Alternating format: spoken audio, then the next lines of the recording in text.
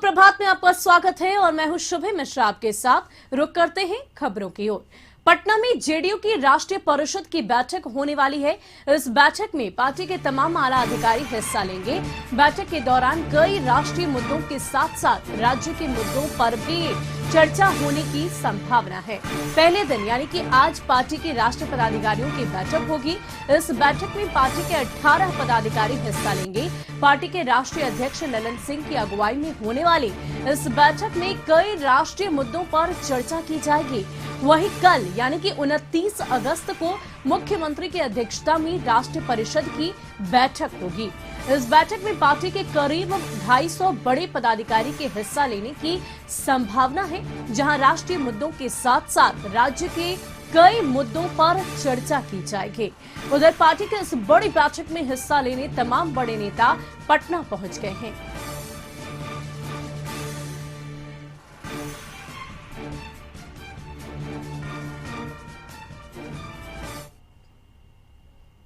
वहीं इस बैठक के बारे में बोलते हुए राज्य सरकार में जल संसाधन मंत्री संजय झा ने कहा कि बैठक के दौरान कई वर्तमान राष्ट्रीय मुद्दों के साथ प्रदेश के भी मुद्दों पर चर्चा की जाएगी। देश में जो कुछ इशूज हैं, जो कंसर्न है, वो विषय भी और जो बिहार में हम लोग काम कर रहे हैं उन सब विषयों पर ये 2 दिन की चर्चा हो। कुछ बदलाव की संभावना है क्या? कुछ नए चेहरे या फिर आप कुछ बड़े फैसले लिए जा सकते हैं? नहीं, वो तो भाई हमारे नेता का डिसीजन होता है, लेकिन खास करके मुद्दों पर ही इसमें बात हो, विभिन्न मुद्दों पर बात नहीं। बड़े फैसले लिए जा रहे हैं लगातार कार्यकारिणी और नहीं तो पहले भी होता रहा ना, राष्ट्रीय कार्यकारिणी और नेशनल काउंसिल, ये तो पास्ट में भी हुआ है। नए राष्ट्रीय अध्यक्ष बने हैं तो एक तो वो प्रक्रिया भी, एक प्रोसेस भी होता है ये चीज़ करने का। तो जो अभी राष्ट्रीय कार्यकारिणी दिल्ली में हुई, अब बीच में 1-1.5 साल चीज़ें थोड़ा स्लो भी हो गया था कोविड के वजह से, और उसी में तय हुआ था कि पटना में नेशनल काउंसिल हो, उसी वजह से, और हर एक प्रदेश से जहां पार्टी का संगठन है वहां। वहीं जेडीयू की राष्ट्रीय परिषद की बैठक में हिस्सा लेने केंद्रीय इस्पात मंत्री आरसीपी सिंह दिल्ली से पटना पहुंचे। पटना पहुंचने के बाद मीडिया कर्मियों ने बिहार एनडीए में विवाद पर सवाल किया तो उन्होंने कहा कि एनडीए में कोई मतभेद नहीं है, 5 साल तक सरकार चलेगी। जेडीयू में कोई गुटबाजी नहीं हो रही, गुटबाजी वहां पर होती है जहां पर कई नेता होते हैं। जेडीयू में सिर्फ एक नेता है और वो है नीतीश कुमार। जेडीयू का पूरा नाम जनता दल यूनाइटेड है, यहां गुटबाजी नहीं होती है। जहाँ तक एनडीए का सवाल है तो केंद्र में हम लोग साथ में हैं, राज्य में साथ में हैं, और मैंने कहा है कि एनडीए की सरकार बिहार में 2025 तक बिल्कुल बहुत मजबूती के साथ चलेगी। उसमें कहीं कोई कन्फ्यूजन नहीं, क्योंकि बिहार की जनता ने वोट दिया है बिहार को विकसित प्रदेश बनाने के लिए। बाकी मुद्दे चलते रहते हैं। बीजेपी के एक बड़े नेता ने कहा कि जदयू में 3 गुट हो चुके हैं। अच्छा, ऐसा है ना, आप लोग ये जो चलाते रहते हैं बीजेपी में और जेडीयू में क्या है, हमारे यहाँ तो एक नेता है। देखो गुट कब होता है, जहाँ कई नेता होते हैं। एक नेता है नीतीश बाबू, तो गुट कहाँ से होगा? नेता एक होते हैं, नेता एक है तो गुट कहाँ है? जनता दल का नाम क्या है? जनता दल यूनाइटेड, कोई गुटबाजी। इस पूरी खबर के लिए हमारे संवाददाता मरगूब आलम हमारे साथ जुड़ चुके हैं। मरगूब, क्या कुछ जानकारी है, आज जो ये बैठक होगी इसमें किन मुद्दों पर चर्चा हो सकती है? और इस्पात मंत्री ने तो साफ तौर पर इनकार किया है कि जेडीयू में कोई गुटबाजी नहीं। देखिए सुरभि, निश्चित तौर पर आज 28 अगस्त है और आज से राष्ट्रीय परिषद की बैठक से पहले राष्ट्रीय परिषद की बैठक कल होगी। कल राष्ट्रीय परिषद की बैठक 3 बजे दिन में शुरू होगी, जिसमें मुख्यमंत्री नीतीश कुमार के साथ लगभग 250 पूरे भारत के जो जनता दलियों के प्रतिनिधि हैं वो भाग रहे हैं। लेकिन उससे पहले आज 4 बजे दिन में राष्ट्रीय पदाधिकारियों की बैठक होगी जनता दलियों के कर्पूरी सभागार कार्यालय में। इस बैठक की अध्यक्षता ललन सिंह जो राष्ट्रीय अध्यक्ष करेंगे। इसमें आरसीपी सिंह, कह सकते हैं कि वशिष्ठान सिंह के साथ उपेंद्र कुशवाहा और सभी बड़े नेता शामिल होंगे। क्या ललन सिंह के आधिकारिक तौर पर ताजपोशी की बात भी की जा रही है? देखिए, उनकी ताजपोशी की मोहर तो लगेगी ही। ये तो निश्चित तौर पर, चूंकि राष्ट्रीय परिषद की बैठक है तो इसमें कई मुद्दे आएंगे। जी। मैं आपको ये बता रहा था सुरभि जी कि आज जो बैठक होगी राष्ट्रीय पदाधिकारी की, इस बैठक में राज्य की नीतीश कुमार की विकास की नीति, राज्य में के साथ साथ जो देश के कई ज्वलंत मुद्दे हैं, जी। उन मुद्दों के मसौदे पर आज इन सभी पदाधिकारियों की बैठक में एक मसौदा तैयार होगा और उस पर एक तैयार होने के बाद एक मसौदे पर मुहर लगेगी। कल जब राष्ट्रीय परिषद की बैठक होगी तो उन्हीं मसौदे मुद्दों पर कल राष्ट्रीय परिषद की बैठक में फैसला होगा कि कौन से मुद्दे पर जनता दल यू की क्या राय है और जनता दल यू आने वाले दिनों में क्या क्या करने जा रहा है और क्या जनता दल यू के कह सकते हैं कि जो खाका है कह सकते हैं जनता दल यू, उसमें कोई बदलाव के संकेत है या नहीं है। कल जब हमने इस पूरे मामले में ललन सिंह से पूछा था तो उन्होंने कहा कि हम आगे क्या करेंगे अभी आपको नहीं बता सकते, आप राष्ट्रीय परिषद के बैठक के बाद इंतजार करें। तो कल जो बैठक होगी, जब बैठक खत्म होगी तो एक प्रेस कॉन्फ्रेंस का आयोजन होगा जनता दल यू की तरफ से और उसमें राष्ट्रीय परिषद की बैठक में लिए गए निर्णय और कौन कौन मसौदे पर देश में जो कई मुद्दे हैं उन मुद्दों पर जनता दल यू की क्या स्पष्टता है, उस पर प्रेस कॉन्फ्रेंस के माध्यम से जानकारी दी जाएगी। जो कल की बैठक बहुत महत्वपूर्ण है। कल की बैठक में कुछ महत्वपूर्ण मुद्दे पर मोहर लगेगी, जिसमें राष्ट्रीय अध्यक्ष ललन सिंह का भी को लेकर के जो बातें आ रही हैं वो भी है। बहुत बहुत शुक्रिया मरगूब हमारे साथ जुड़ने के लिए। तो वाकई कल का दिन जेडीयू के लिए बेहद खास है, सुपर संडे है। कुछ अहम मुद्दों पर आज कुछ मसौदों को तैयार कर कल कुछ बड़े फैसले लिए जा सकते हैं। तेज प्रताप यादव पटना लौट आए हैं। पटना लौटने पर तेज प्रताप से जब ये पूछा गया कि आपके सबसे करीबी आकाश यादव लोजपा में शामिल हो गए हैं, इस पर उन्होंने कहा कि लोकतंत्र है, लोकतंत्र में सभी को अपनी बात कहने का अधिकार है। उनसे पूछा गया कि ये आपको लॉस हुआ है तो उन्होंने कहा कि कोई लॉस नहीं हुआ।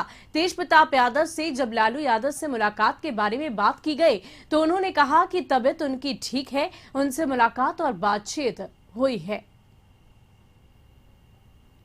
तबीयत कैसी है लालू जी? तबीयत अभी ठीक है और बातचीत हुई है, मुलाकात हुई है।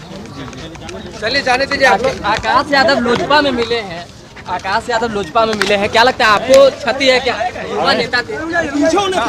अरे लोकतंत्र है, अब लोकतंत्र में सबको अपना आज़ादी होता है बात रखने का या जिसको जहाँ जाने का। आपको लॉस होगा क्या कुछ? आपको लॉस हो गया है? नहीं, जैसे आपको कुछ लॉस होगा क्या? छात्र नेता थे वो आपके मजबूती। आपको लॉस हो रहा?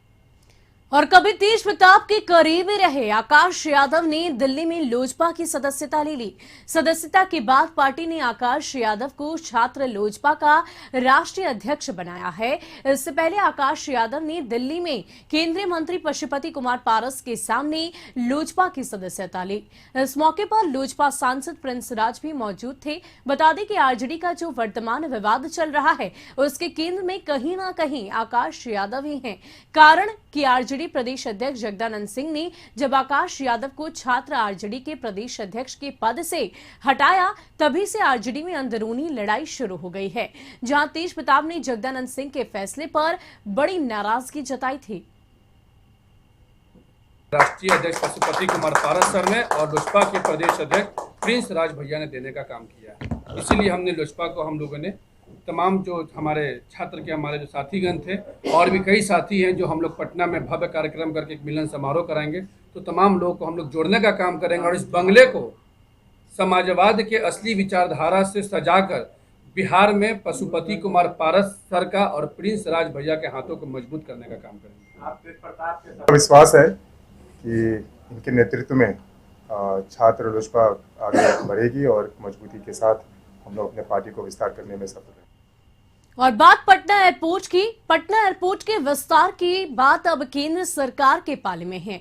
राज्य सरकार में कल जल संसाधन मंत्री संजय झा ने कहा कि सिविल एविएशन मंत्रालय ने पटना एयरपोर्ट के लिए जो जमीन मांगी थी वह जमीन बिहार सरकार ने मंत्रालय को दे दी है।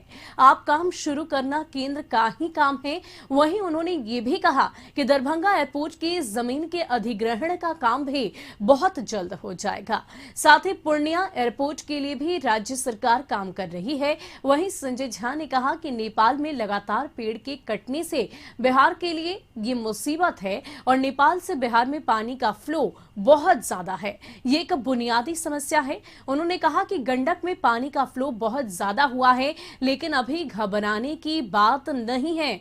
जल संसाधन मंत्री संजय झा बीजेपी के आरोपों पर बोले कि जेडीयू में कोई दूसरा पावर सेंटर नहीं है, पार्टी में केवल एक ही पावर सेंटर है और वो है नीतीश कुमार। मिनिस्ट्री ने जो भी लैंड कहा गया वो सारा लैंड सिविल बिहार सरकार एक्वायर करके और ऑलरेडी दे चुकी है। अब काम शुरू करना उनकी जिम्मेवारी है पटना एयरपोर्ट के लिए। दूसरा एयरपोर्ट जो दरभंगा एयरपोर्ट है, दरभंगा एयरपोर्ट पुराने स्कीम में है। आप जानते हैं कि भारत सरकार ने ये स्कीम दिया बिहार को और मुख्यमंत्री जी ने डिसाइड किया कि ये दरभंगा और पूर्णिया में दोनों एयरपोर्ट बनेगा और वो लैंड एक्वायर करके देना है। और रुकते ही एक छोटे से ब्रेक के लिए खबरों का सिलसिला यूं ही जारी रहेगा। खबर रांची के भाजपा प्रदेश कार्यालय की, जहां अनुसूचित जाति मोर्चा सोशल मीडिया की प्रदेश स्तरीय कार्यशाला का आयोजन किया गया, जिसमें मोर्चा के राष्ट्रीय संगठक केवी सतीश और प्रदेश संगठन महामंत्री धर्मपाल जी के साथ बीजेपी अनुसूचित जाति मोर्चा के अध्यक्ष अमर कुमार बावरी भी शामिल हुए। इस मौके पर अमर कुमार बावरी ने कहा कि बीजेपी सबसे बड़ी पार्टी है। अनुसूचित जाति मोर्चा राज्य सरकार की नाकामी को जनता तक कैसे पहुंचाएं, इसको लेकर कार्यशाला का आयोजन किया गया। आज सोशल मीडिया का हम कैसे उपयोग कर सकते हैं और कैसे इसके दुरुपयोग को रोका जा सकता है, इस पर भी बात हुई है। जब करोड़ों बिलियंस यूजर्स इस प्लेटफॉर्म का उपयोग कर रहे हैं, भारत के अंदर भी फेसबुक ट्विटर में बिलियंस फॉलोअर्स इसका यूज कर रहे हैं, तो एक पार्टी के रूप में जो विश्व की सबसे बड़ी पार्टी है और एक ऐसे पार्टी के एक विंग के रूप में, एक इकाई के रूप में अनुसूचित जाति मोर्चा झारखंड प्रदेश के कार्यकर्ता जो सोशल मीडिया के प्रभार में हैं, उनको कैसे एक्ट करना चाहिए, कैसे अपने पार्टी के विचार को और कैसे सरकार की नाकामियों को जनता के बीच में रखना चाहिए, इस संबंध में सारा जो है प्रशिक्षण दिया गया। और रांची आजसू पार्टी मुख्यालय में पार्टी के मुख्य केंद्रीय प्रवक्ता डॉक्टर देव शरण भगत ने बताया कि पार्टी के कार्यक्रम की समीक्षा की गई। इसके बाद आगामी पार्टी के कार्यक्रमों पर भी आज चर्चा की गई। पार्टी संगठन निर्माण और कार्यकर्ताओं को प्रशिक्षण देने का काम करेगी। अपनी 26,000 कार्यकर्ताओं को प्रशिक्षण देने के लिए कार्यक्रम का आयोजन किया जाएगा। 6 से 8 सितंबर को पार्टी स्मरण पत्र के माध्यम से सीएम सचिवालय को सौंपकर सरकार को उनके वादों को याद दिलाएगी। वहीं जेएमएम पर इन्वेस्टर्स समिट को लेकर निशाना साधते हुए कहा कि राज्य सरकार कॉरपोरेट को रिझाने में जितना खर्च कर रही है, शायद उतने में एक फैक्ट्री राज्य में ही लग जाएगी। राज्य में उद्योगपति आने से डरते हैं। कानून व्यवस्था दुरुस्त करके निवेशकों को बुलाने की जरूरत है। आगे के रणनीति के संदर्भ में आज हम लोगों ने निर्णय लिया। 30 सितंबर तक पूरे प्रदेश के सभी जिला में जिला सम्मेलन आयोजित किया जाएगा और जिला कमेटी का भी गठन होगा। साथ ही साथ पार्टी ने ये तय किया है कि 2021 संगठन के निर्माण का और कार्यकर्ताओं को प्रशिक्षण देने का वर्ष लेगा। झारखंड में इतने बार जितना उनको बुलाने और लाने और कारपेट बिछाने में जितना खर्चा हो रहा है, हमको लगता है उतना में एक दो इंडस्ट्री भी लग जाता शायद। झारखंड में पहले जितना इंडस्ट्री बैठा है और वो बंद हुआ है, उसका पहले मूल्यांकन होना चाहिए।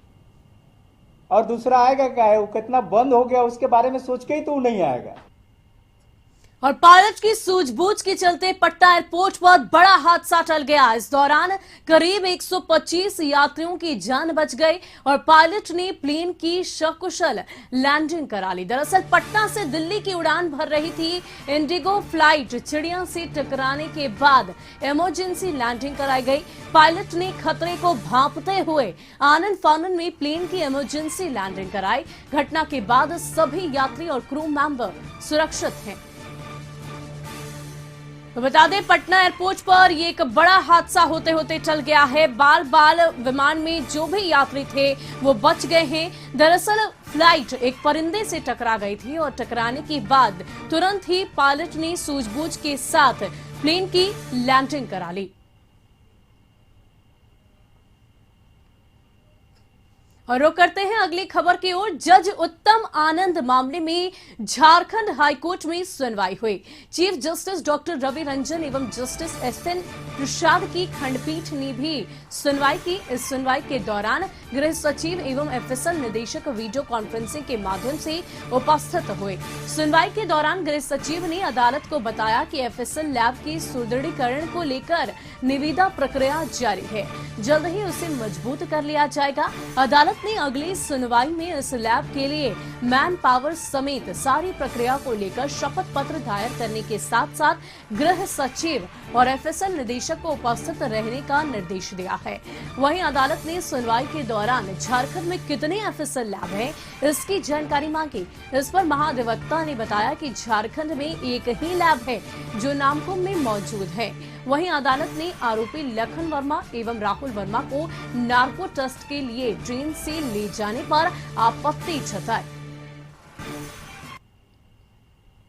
सुनवाई करते हुए माननीय खंडपीठ ने सीबीआई से ये पूछा है, जो जांच अधिकारी हैं उनसे पूछा कि अभी तक क्या प्रगति हुई है और इसमें क्या अभी तक सामने आ पाया है। तो सीबीआई के द्वारा ये बताया गया है कि हम लोग जांच प्रक्रिया अभी जारी रखें, उसके नार्को टेस्ट के लिए जो उसमें संदिग्ध हैं उनको ले जाए।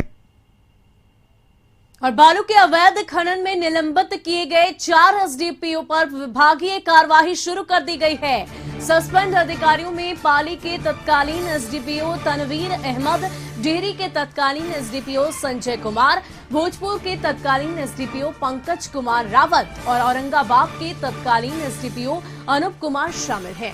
गृह विभाग ने इस संबंध में आदेश जारी कर 15 दिनों के भीतर संबंधित अधिकारियों से जवाब मांगा है।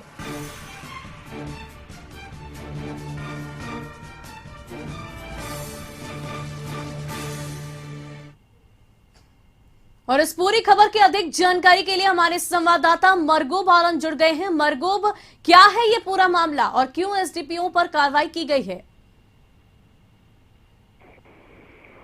देखिए सुरभि, बालू के अवैध खनन मामले को लेकर लगभग 150 से ज्यादा अधिकारियों पर कार्रवाई हुई थी। आपको पता होगा उसमें 2 आईपीएस अधिकारी भी हैं और उसमें तत्कालीन आरा के एसपी थे, औरंगाबाद के एसपी थे। इसके साथ साथ 4 एसडीपीओ पर कार्रवाई हुई थी, एसडीओ पर कार्रवाई हुई थी। फिलहाल जो 4 एसडीपीओ को सस्पेंड किया गया था उनके खिलाफ विभागीय कार्रवाई शुरू की गई है, जिसमें पालीगंज के एसडीपीओ हैं, साथ ही साथ आरा के एसडीपीओ हैं, औरंगाबाद के एसडीपीओ हैं और डेहरी के एसडीपीओ। इन सभी के खिलाफ कल गृह विभाग ने विभागीय कार्रवाई की अनुशंसा कर दी है। इन सभी की मुसीबतें बढ़ गई हैं। निलंबित के बाद अब विभागीय कार्रवाई होगी और विभागीय कार्रवाई के बाद एक कठोर कार्रवाई सरकार करेगी। तो बालू अवैध उत्खनन मामले में इन लोगों पर आरोप है कि इन लोगों ने साजिशन बालू माफियाओं से मिलकर के कह सकते हैं कि पूरे मामले में इन लोगों ने सरकार के राजस्व को हानि पहुंचाई और कहीं न कहीं इन लोगों की बालू माफियाओं के साथ संलिप्तता थी। उसी के बाद इन लोगों को सस्पेंड किया गया था। अब विभागीय कार्रवाई शुरू हो गई है। देखना होगा विभागीय कार्रवाई कितने दिन सकती है, कितने दिनों तक चलती है।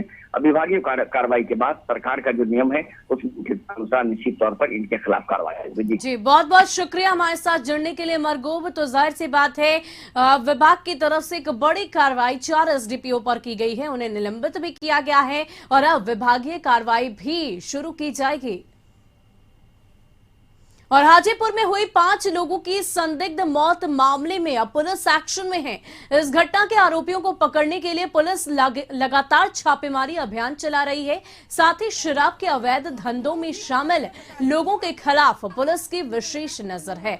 इधर पुलिस ने आरोपियों की गिरफ्तारी को लेकर राघोपुर इलाके में सघन छापेमारी अभियान चलाया। इस दौरान पुलिस ने 30 से अधिक अवैध शराब भट्टियों को नष्ट कर दिया। साथ ही पुलिस ने सैकड़ों लीटर जावा और शराब बरामद किया है।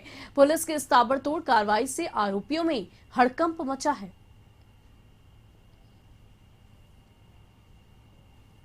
और कटिहार के कुर्सेला थाना क्षेत्र के देवीपुर में मछली मारने के विवाद को लेकर दो पक्षों में जमकर मारपीट हुई। कुर्सेला थाना क्षेत्र के NH 31 देवीपुर के पास दोनों पक्ष लाठी डंडे के साथ एक दूसरे पर वार करने लगे। मारपीट के दौरान अफरा तफरी का माहौल हो गया। वहीं घटना के बाद घायल लोगों को कुर्सेला प्राथमिक स्वास्थ्य केंद्र में भर्ती कराया गया। घटना के बारे में DSP ने कहा कि पुलिस मामले की जांच कर रही है। दोनों पक्ष के 4 लोगों को गिरफ्तार किया गया है।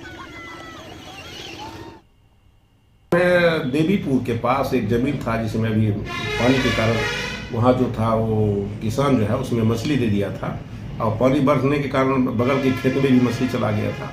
उसी लेकर के उसको कहना था अभी तुम मत घेरो, मछली हमारे में रहेगा तब घेरना। उसी लेकर दोनों पक्षों में कस के मारपीट हुई है और इस संबंध में थानाध्यक्ष द्वारा दोनों पक्षों से 4 व्यक्तियों की हम लोग गिरफ्तारी कर चुके हैं और लिखित नहीं दिया है। उसके बाद जो होगा प्राथमिकी दर्ज करके हम लोग आवश्यक कार्रवाई करेंगे। और पुलिस को लोगों का रक्षक कहा जाता है, लेकिन वही पुलिस जब लोगों को सरेआम पीटने लगे तो इसे भला आप क्या कहेंगे। तस्वीरें छपरा की है, जहां एक सब्जी बेचने वाले ठेला चालक की पुलिस ने जमकर पिटाई कर दी। इतना ही नहीं, पुलिस ने आसपास के लोगों को धमकाया भी। पुलिस ने उस गरीब ठेले चालक के ठेले को भी पलट दिया। जरा तस्वीरें तो देखिए और फिर अंदाजा लगाइए कि अगर पुलिस को आम लोगों के साथ ऐसा ही बर्ताव रहा तो आखिर आम लोग जाएंगे कहां।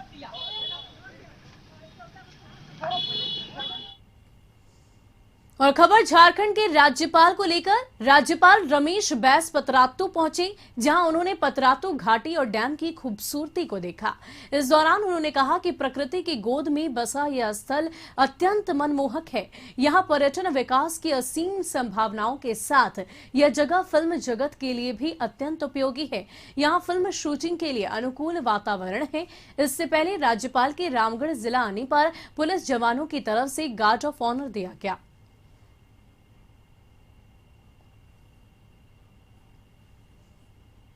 और जयनगर सहित पूरे नेपाल में लगातार हो रही बारिश की वजह से कमला नदी में पानी छोड़े जाने के कारण जलस्तर खतरे के निशान से ऊपर बह रहा है। वहीं मधुबनी में नदी के जलस्तर को देखते हुए प्रशासन हाई अलर्ट पर है।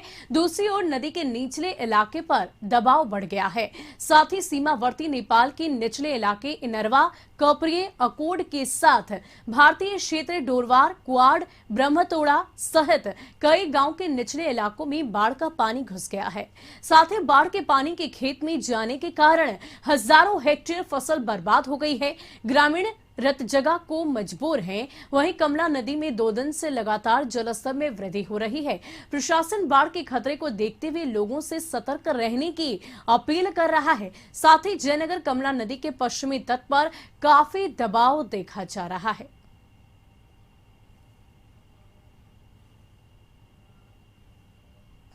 और बिहार में बाढ़ का कहर जारी है। गोपालगंज में बाढ़ से बिगड़ते हालात को देख जिला प्रशासन ने लोगों को माइक से आगाह करना शुरू कर दिया है। जिला प्रशासन ने लोगों से गंडक नदी के निचले इलाकों में रहने वालों के लिए सुरक्षित जगह पर जाने की अपील की है। सदर सीओ विजय कुमार सिंह ने जगरी, टोला, रामनगर सहित कई गांव में माइक से लोगों को सुरक्षित जगह जाने की अपील की।